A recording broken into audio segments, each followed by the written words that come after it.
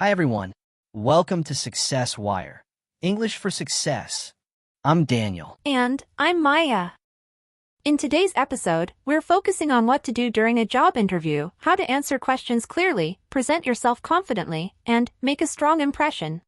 We'll walk through common interview questions, how to approach them, and what actually helps you stand out. This is all about real, practical things you can use so you can walk into an interview prepared and ready. And not just for one interview, but for every opportunity moving forward. So grab a notebook, settle in, and let's start with one of the first questions almost every interviewer asks. Tell me about yourself. Maya, why do so many people struggle with this one? Because they feel like they have to summarize their whole life. But really, this is your chance to tell a focused story, who you are, what you've done, and what you want to do next. So it's not about listing everything, but giving a clear, memorable introduction. Exactly. I like to break it into 3 parts: background, experience, and goals, and each part can have a bit of depth. First, background. A sentence or two about your education or early experience, keep it relevant to the role. Then experience. Highlight key skills, achievements, or projects. Give a short example that shows impact. And lastly, goals. End with what you're looking for in the role and why it excites you. That shows the interviewer you're thinking ahead and ready to contribute. Got it. So instead of just saying, I graduated and did internships, you connect your past experience to the value you bring and what you're looking for next. Exactly. Here's an example. I recently graduated with a degree in marketing. During my internships, I worked on social media campaigns and learned how engagement strategies can drive real results. I enjoy analyzing trends and creating content that connects with people. I'm excited to bring that creativity to a team where I can contribute and continue learning. Notice how it flows naturally from background to experience to motivation, with concrete examples. So the key takeaways are structure your answer, give specific examples, and connect your experience to the role. Yes, and remember to stay confident and speak naturally. Share what's true about you with the interviewer. Next question. Why do you want to work here? This one can feel tricky, but it's really your chance to show how you and the company are a good match. Maya, how should people approach this? Remember back in episode 1, we talked about researching the company before your interview? This is where that research comes in. Think about what you learned about their projects, values, or culture, and connect it to your skills and experience. So, it's not just about saying you like the company. It's about showing real alignment and value. Exactly.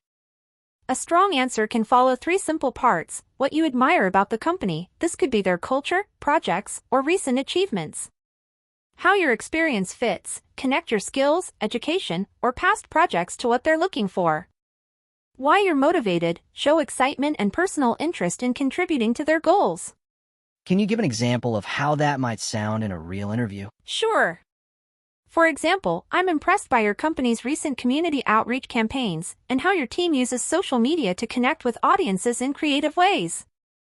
In my internships, I designed similar campaigns that increased engagement by 20%, and I'd love to bring that experience here to help the team reach even more people. Notice how it mentions something specific about the company, connects relevant experience, and highlights how the candidate can contribute. So the key takeaway is, do your homework, connect your experience, and show how you can add value. Yes! And stay authentic. Focus on what excites you and what you can realistically contribute.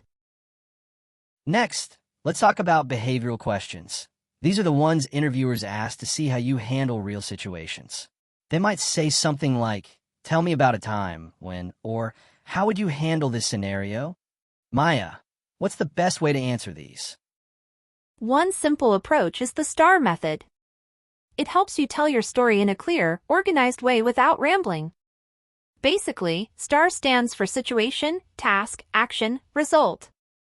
And here's how I like to think about it. Situation is the context, what was happening. Task is what needed to be done or solved. Action is what you did specifically.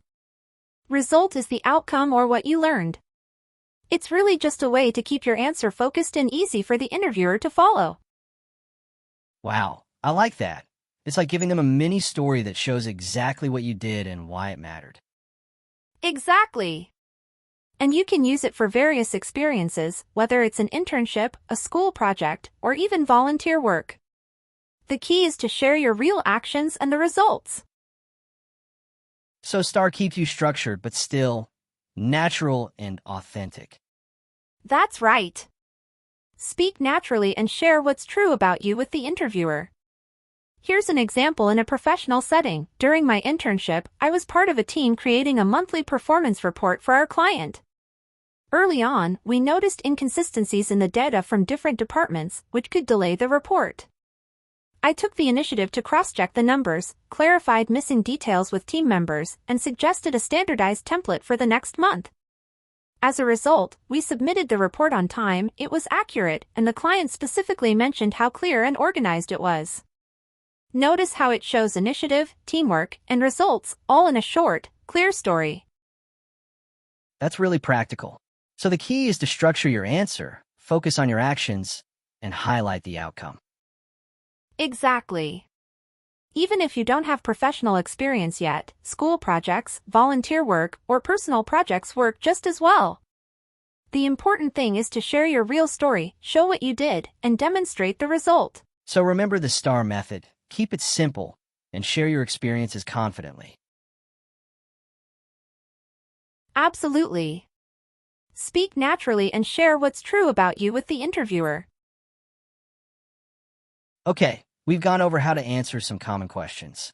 Now let's talk about body language, how you show confidence and professionalism without saying a word. Maya, where should someone start? Body language starts the moment you arrive. Greet everyone politely, even the receptionist or anyone you pass. You never know who might have a say in hiring decisions.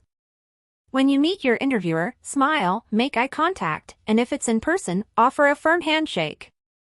Stand tall and wait for them to indicate where to sit.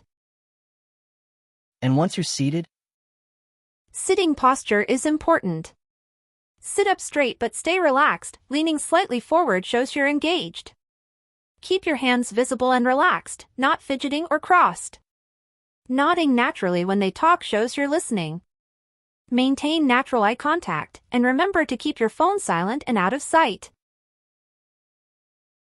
so it's not about being stiff or trying too hard. It's about showing you're confident, focused, and present. Exactly. How you carry yourself and the energy you bring make a real impression. Even small details, good posture, gestures, a smile, can show you're confident, capable, and ready to contribute.